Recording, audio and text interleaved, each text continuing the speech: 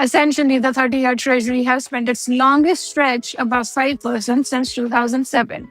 And the question that matters there for the allocators and investors is not the level but the composition. Whether a permanently larger share of long yield is now the compensation for fiscal risk rather than passing echo of the restrictive policy.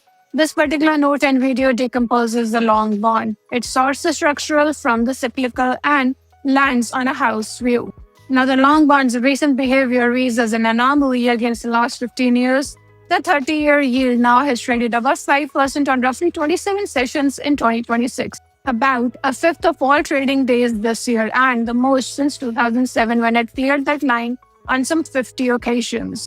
Into the current policy week, it has closed above 5% for 13 consecutive sessions, the longest unbroken run since the eve of financial crisis. The intraday peak of about 5.19% in May was itself the highest reading since the summer of 2007. The instinct that to reach for the 2007 comparison is exactly where this analysis has to start and exactly where it has to stop also.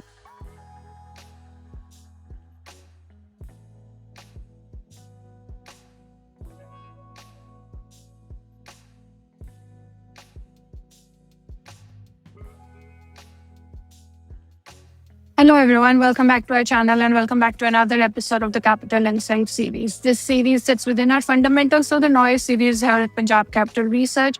And today in this particular episode, we wanted to focus on the higher floor. It is 5% structural. We're going to do a reading on the long bonds fiscal term premium. Essentially, the 30-year Treasury has spent its longest stretch above 5% since 2007. And the question that matters there for the allocators and investors is not the level but the composition.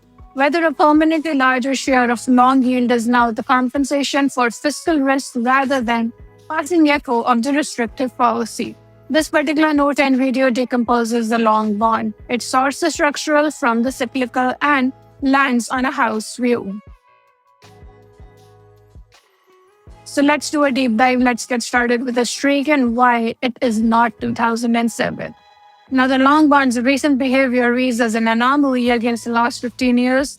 The 30-year yield now has traded above 5% on roughly 27 sessions in 2026, about a fifth of all trading days this year and the most since 2007 when it cleared that line on some 50 occasions. Into the current policy week, it has closed above 5% for 13 consecutive sessions, the longest unbroken run since the eve of financial crisis. The intraday peak of about 5.19% in May was itself the highest reading since the summer of 2007.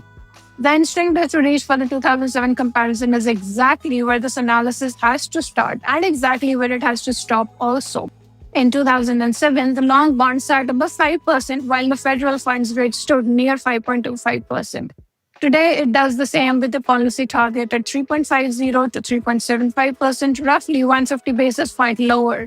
The level is the same, the anchor beneath it is not. Arithmetically, a materially larger portion of today's long yield must therefore be something other than an expression of where the overnight rate sits. That particular gap, same yield, lower policy rate, is the entire subject of our note and our video today. A second reading corroborates the first. The inflation-adjusted 30-year yield has risen roughly half a percentage point this year towards 3%, terrain last occupied in 2008. Investors are being offered a real return not seen in 17 years to lend for 3 decades, and the primary market is still requiring the concession to clear. When the real risk weight is this high and the demand is still grudging, the message is about the supply of duration and not about the price of money. Let's do a deep dive into the decomposing of long bond here. A nominal yield is not one number, but it is 3 claims which are stacked together.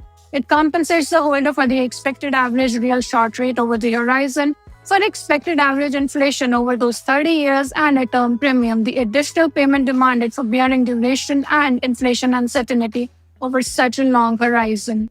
Equivalently, the nominal yield resolves into real yield plus break-even inflation with the term premium threaded through both.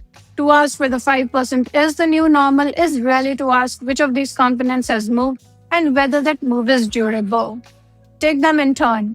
The real yield component near 3% is doing most of the heavy lifting in this particular cycle. A restrictive real rate of that magnitude reflects 2 particular things at once. An expectation that policy stays higher for longer, and a rising real term premium as investors demand more to hold for a longer duration outright. The break even component, inflation compensation, is elevated, but it's not disorderly. The market's discomfort is less a forecast of runway inflation than a conviction that price pressures remain sticky and above target for long enough to deny the central bank room to ease. The swing factor is the term premium. Through the 2010s, successive rounds of quantitative easing compressed it towards zero and at times below it. A central bank bid that was indifferent to price removed duration from the market wholesale. That regime has been reversed. The term premium has re-emerged as a marginal driver of the long end, which is why long yields have moved this year on days carrying no policy news at all. When the curve steepens with the Fed standing still, it is the term premium repricing in real time. Now, this is the distinction that's deciding the question. The expected real short rate piece is fundamentally cyclical. It falls when the economy slows and the Fed eventually eases. The term premium is fundamentally structural. It reflects the quantity of duration the market must warehouse and the fiscal trajectory standing behind that supply. A verdict on whether 5% is the new normal is, in substance, a verdict on which of these two forces now dominates the long yield. Next, let's focus on the fiscal term premium, which is the structural core out here. Now, the structural case rests on supply. The United States carries the federal debt approaching $40 trillion, but it's the trajectory rather than the stock that the long end is pricing. Last year's One Big Beautiful Bill Act paired record tax cuts with high defense and border outlays, widening the deficit and with it the projected path of future issuance. The market is not reacting to a single number, it is extrapolating a slope. The mechanics of that issuance matter. Treasury has leaned heavily on short-dated bills while holding coupon auction sizes broadly steady, a composition that has spared the long end its full share of supply.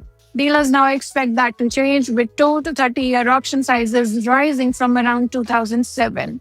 More coupon supply, all else equal, requires a higher term premium to clear, and the price of that duration falls as its quarterly rises, and the yield that investors demand rises to meet it.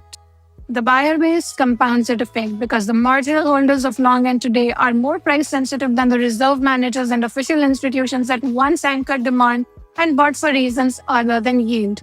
When the chief executive of the largest US bank publicly judges the risk reward on long treasuries unattractive, it is a shorthand for broad reluctance to warehouse duration against the deficits of this size. A thinner price insensitive bid means larger concession is needed to place each new bond. An important thing to note out here is nor is the long end being asked to absorb sovereign paper alone. A regular wave of technology and data center credit, hyperscaler-linked project structures, jumbo investment-grade deals, and a growing cohort of lease-backed infrastructure bonds is competing for the same pool of duration buyers and clearing at soft cover ratios when it does. That private supply sits on top of the fiscal supply, and less the term premium, the whole market must pay. The financing of that build-out and what its weak absorption signals is a subject in its own right, and here it matters only as a competing demand on the duration. The common thread out here is timing. None of these forces, the debt path, the normalization of coupon supply, the thinning of issue bid, the private issuance wave resolves on the Federal Reserve schedule. Each raises the floor beneath the long yield independently of where the economic cycle happens to sit. And this is what makes the term premium structural, and why a return to the compressed long end of the last decade is not a matter of simply waiting for the next rate cut. And this brings us to the cycle offsets, the ceiling case, and the fairly stated one. The opposing view deserves a full hearing out here because it's not weak. Several forces argue that 5% is closer to the ceiling than the launch pad, and an honest decomposition has to weigh them rather than race through them. First, the inflation is cooling at the margin. The most recent monthly print came in softer than feared, taking some of the urgency out of the tightening debate, even as underlying pressures held above target. A convincing, sustained disinflation would pull down the expected real rate component directly and take the cyclical premium out of the long yield. Secondly, the Fed is on hold and not hiking. Into the late July meeting, the market prices overwhelmingly for no change, with the residual probability skewed towards a hike rather than a cut. And this is a meeting without updated projections, unlikely to reset the curve on its own. The committee's own most recent path implied steady policy into 2027, followed by an eventual cut, not a fresh tightening campaign. A central bank that has stopped raising caps the cyclical contribution to the long end. Thirdly, the restrictive real yields are self-correcting. A real rate near 3% is itself contractionary. Historically, levels of that order slow activity and in time pull yields back down rather than propelling them higher. The very restrictiveness that alarms investors is also the mechanism that tends to cap it. And lastly, the demand still clears. The long bond is not going unbid. The most recent 30-year auction drew a record high yield but a solid cover of about 244 times with indirect bidders, largely foreign, taking close to 4/5 of the issue. At a price that the world still finances the United States at 30 years, the honest reading of these four offsets is that they cap the upside in years without repealing the structural floor beneath them. Let's wrap up this video and this note by the verdict, which is a higher floor, not a ceiling. Weighing both the sides, our view is that the equilibrium has moved up rather than yields are set to spiral. The structural forces, that is the fiscal part, the coming normalization of coupon supply, a term premium that has re-emerged from a decade of suppression, have raised the floor beneath the long yield. The cyclical offsets, that is pulling inflation, a Fed that has stopped tightening, real rates that are contractionary at these levels, cap the ceiling above it. Both of these can be true at once, and in our reading, they are.